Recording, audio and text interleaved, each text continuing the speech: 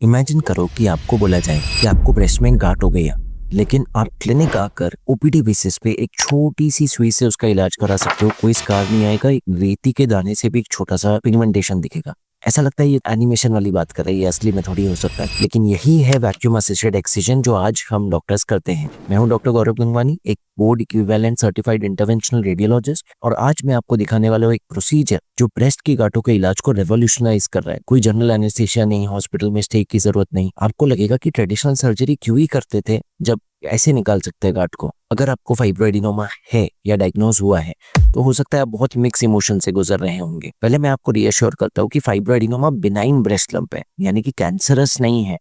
बहुत ही कॉमन है, स्पेशली 15 से 35 साल के फीमेल्स में। भले वो हार्मलेस है, कैंसर नहीं है, कुछ फीमेल्स को वो निकलवाना पड़ता है क्योंकि वो ग्रो कर रहे होते हैं, पेन या डिस्कम्फर्ट कॉज कर रहे होते हैं, और कभी कभी एंजाइटी भी। सालों से इसका एक ही स्टैंडर्ड ट्रीटमेंट था, वो था ओपन सर्जिकल एक्सिजन, जिसमें जनरल एनेस्थीसिया लगता है, टाके या स्टिचेस आते हैं, स्कार दिखता है, निशान दिखता है, एक रिकवरी पीरियड होता है। But as an intervention radiologist आज मैं आपको एक बेटर ऑप्शन सजेस्ट करना चाहता हूँ, vacuum assisted excision, VAE। And video के अंत तक आपको समझ में आएगा कि कैसे ये धीरे धीरे गोल्ड स्टैंडर्ड टेक्निक बन रहा है।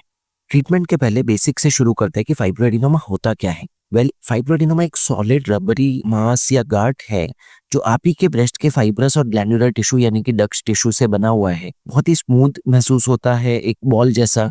अगर आप उसको छूने की कोशिश करेंगे वो हिल जाएगा, इसलिए इसे माउस इन द ब्लाउज भी कहा जाता है, कि जैसे ब्रेस्ट में कोई चूहा छुपा हो, जैसे ही छूने की कोशिश करो भाग जाए। लेकिन ये फाइब्रोएडिनोमा होता है क्लासिकली।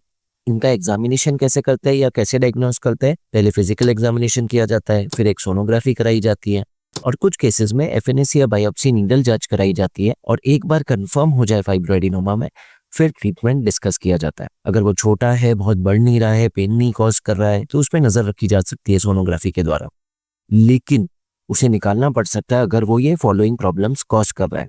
अगर गांठ साइज में बढ़ रही है धीरे धीरे, पेन या डिस्कम्फर्ट कॉज कर रही है, आपको बहुत एंजाइटी हो रही है कि मुझे फाइब्रोएडिनोमा है, ये कैंसर में तो नहीं पनकेगा, या फिर समहाउ आप बस चाहते हो कि वो निकल जाए, आप नहीं फॉलो अप करना चाहते।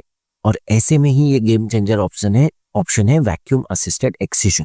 तो होता क्या है ये जो प्रोसीजर के बारे में हम इतनी देर से डींगे हाँक रहे हैं? ये एक सोफिस्टिकेटेड मिनिमली इन्वेसिव बायोप्सी समझ लो। हम आपको एक छोटी सी नीडल जो पेन के साइज से भी छोटी है, स्किन से जाकर गांठ को पीस बाय पीस काट के सोनोग्राफी में देखते हुए पूरी तरह गांठ को निकाल सकते हैं। और इस पूरे प्रोसीजर में 15 से 20 मिनट लगते हैं मैक्सिमम केसेस में। चलिए let me walk through the procedure experience. सबसे पहले जब आप मेरे क्लिनिक आएंगे और हम फाइनली डिसाइड करेंगे कि हमें ये टेक्निक करना है, हम आपको प्रोसीजर बेड पे लेटाएंगे, छोटे से बिटाडीन या स्टेरिलियम स्पिरिट से आपके ब्रेस्ट को क्लीन करेंगे, लोकल एनेस्थेशिया से एक छोटी सी इंजेक्शन से नम या सुन कर देंगे स्किन को, जिससे वो पूरा एरिया सुन हो जाए और आपको कोई पेन फील ना हो। उसके बाद हम अपना वैक्यूम असिस्टेड नीडल निकाल कर, जो एक पेन से भी पतला है, स्किन से उसे ले जाकर सोनोग्राफी में देखते हुए गांठ को पीस बाय पीस कट करके सक करना शुरू करेंगे। वैक्यूम एनर्जी उसे पूरी तरह सक करेगी जब तक धीरे धीरे पूरा गांठ निकल ना जाए। आप पूरे प्रोसीजर में होश में रहोगे, आप देख पाओगे गांठ को निकलते हुए अगर आप चाहो तो, या आप आंख बंद करके लेट सकते हो, म्यूजिक सुन सकते हो। एंड में हम आपको डिब्बी में दिखा देंगे कि आपकी पूरी गांठ निकल चुकी है। कोई स्टिच, कोई टाके की जरूरत नहीं है, छोटा सा आगे ड्रेसिंग लगा देंगे, 15 मिनट के लिए प्रेशर देंगे, और उसके आधे घंटे बाद आप क्लिनिक से खुद चल के जा सकते हो। इसके बहुत से बेनिफिट्स है, जैसा आपने देख लिया। सबसे पहले मिनिमल या नो स्कारिंग। आपको या तो 2 हफ्ते बाद दिखेगा भी नहीं कहाँ से किया था, वो जो एक छोटा सा डॉट शायद 2 हफ्ते तक दिखे, और अगर दिख भी जाए तो एक छोटा सा ग्रेश पिगमेंटेशन डॉट जो गायब हो जाएगा धीरे धीरे, या फेयर स्किन लेडी में पिगमेंटेशन डॉट दिखेगा, जैसे कोई मसा हो या पिगमेंटेशन कलर चेंज हो। Of course cosmetic results, breast का अपने नेचुरल शेप और अपीयरेंस मेंटेन करना जो यंग फीमेल्स के लिए इंपॉर्टेंट हो सकता है, वो वैसा ही रहेगा। सक्सेस रेट्स नियरली 99.5% है अगर सही केस सिलेक्शन हो। एंड कॉस्ट भी काफी कम है क्योंकि ऑपरेशन कॉस्ट, जनरल एनेस्थीसिया सब प्रिवेंट हो रहा है।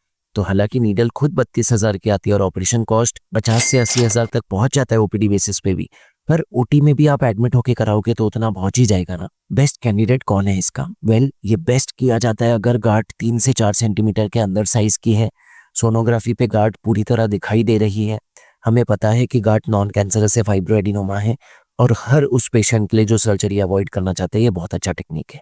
अगर ये गांठ बहुत बड़ी है, 6 सेंटीमीटर से ज्यादा, लोकेशन बहुत डिफिकल्ट है, ऐसा डाउट आ रहा है कि ये कैंसर भी हो सकता है या बहुत सारे मल्टीपल फाइब्रोएडिनोमास है, तब शायद ये टेक्निक ना अच्छी हो और सर्जरी के लिए आपको जाना पड़े।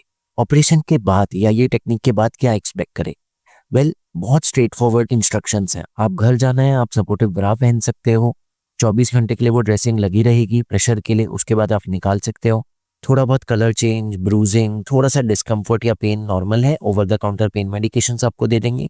यूजुअली 1 हफ्ते बाद हम एक छोटा सा ब्लड टेस्ट कराते हैं और देखते हैं कि पेशेंट ठीक है ना, सब ठीक से हील हो रहा है, और 6 महीने बाद एक प्रॉपर सोनोग्राफी करता है। और अभी तक 100% केसेस में हमने पाया है कि गांठ पूरी तरह गायब हो चुकी है। कॉम्प्लिकेशंस बहुत ही रह रहे हैं, थोड़ा ब्लीडिंग, थोड़ा सा इन्फेक्शन, इनकम्प्लीट रिमूवल, कभी कभी गांठ का अगर वो बहुत बड़ी है तो 2 स्टेज में डिवाइड करना पड़ सकता है, बट अदरवाइज ट्रेडिशनल सर्जरी से बहुत ही नेग्लिजिबल कॉम्प्लिकेशन है। ऑफ कोर्स जो भी टिश्यू हमने निकाला है हम उसको पैथोलॉजी एग्जामिनेशन के लिए लैब में भेजते हैं ताकि पूरी तरह श्योर हो जाए कि वो फाइब्रोएडिनोमा ही था, और रेयर केस में अगर कुछ और डायग्नोसिस बने तो हम पेशेंट को आगे गाइड करते हैं ट्रीटमेंट के लिए। अगर वो फाइब्रोएडिनोमा ही था तो वो एनीवेज पूरी तरह निकल के क्योर हो चुका है, पेशेंट बिल्कुल निश्चिंत हो सकते हैं। तो अगर आप या आपके किसी जानने वाले को फाइब्रोएडिनोमा है तो प्लीज ये वीडियो एक्सप्लोर करो और एक इंटरवेंशन रेडियोलॉजिस्ट से मिलकर वैक्यूम असिस्टेड एक्सिजन डिस्कस करो। अगर ये वीडियो अच्छा लगा तो लाइक बटन हिट करके चैनल सब्सक्राइब करना ना भूलो, क्योंकि बहुत बातें करने वाले ऐसे बीमारियों के मिनिमली इन्वेजिव इलाज की। किसी को अगर बेनिफिट हो इस वीडियो से प्लीज शेयर करो। आप एंटरटेनमेंट और सारे वीडियो शेयर कर तो शायद ये भी हेल्प करें। कोई भी क्वेश्चन है और अगर आसपास इंटरवेंशन रेडियोलॉजिस्ट नहीं है, आप टायर 2-3 सिटी में रहते हो, तो नंबर फ्लैश कर रहा हूँ और कमेंट में, पिन कमेंट में भी, डिस्क्रिप्शन में भी डिटेल्स शेयर कर रहा हूँ क्लिनिक की। अगर यही टेक्निक के बारे में और जानना चाहते हो तो एक डिटेल्ड पॉडकास्ट दे रहा हूँ एंड स्क्रीन में, उस पर क्लिक करके आप बहुत और जानकारी पा सकते हो।